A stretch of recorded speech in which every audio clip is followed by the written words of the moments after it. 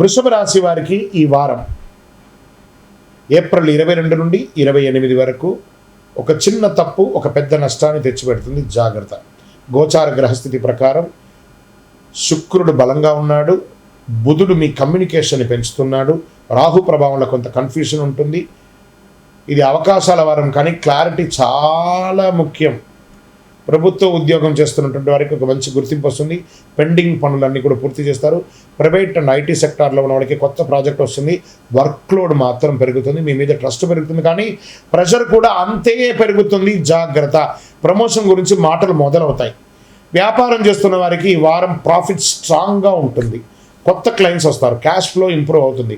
కానీ over confidence వల్ల loss వచ్చే అవకాశాలు ఉంటాయి. డెట్స్ క్లియర్ చేసుకోండి, ఈఎంఐలు కరెక్ట్గా కట్టండి, లేదా చిట్ ఫండ్స్లో ఆ యొక్క చిట్ ఫండ్ కట్టడము అవన్నీ కూడా ఏవేవి ఉంటాయి అవన్నీ కూడా క్లియర్ చేసుకోండి. ఇన్వెస్ట్మెంట్ చేసేటప్పుడు డబుల్ చెక్ చేసుకోండి. ఇంకా రాజకీయంలో ఉన్నవారు మీ ఇన్ఫ్లుయెన్స్ అనేది పెరుగుతుంది అని కూడా చెప్పచ్చు.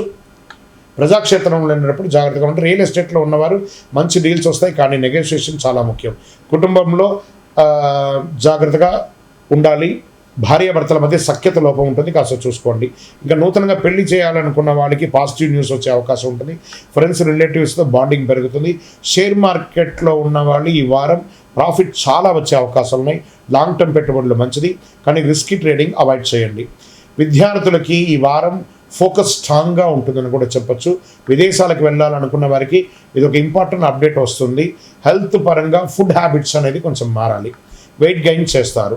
స్ట్రెస్ కంటే లైఫ్ స్టైల్ మీకు సమస్య అవుతుంది. ఇంకా ఒక పవర్ఫుల్ రెమెడీ చెప్తాను, వినండి. శుక్రవారం రోజు లక్ష్మీదేవికి పూజ చేయండి, తెల్ల పూలతో అర్చన చేయండి, ఓం శ్రీ మహాలక్ష్మి అని చెప్పేసి 108 సార్లు జపం చేయండి.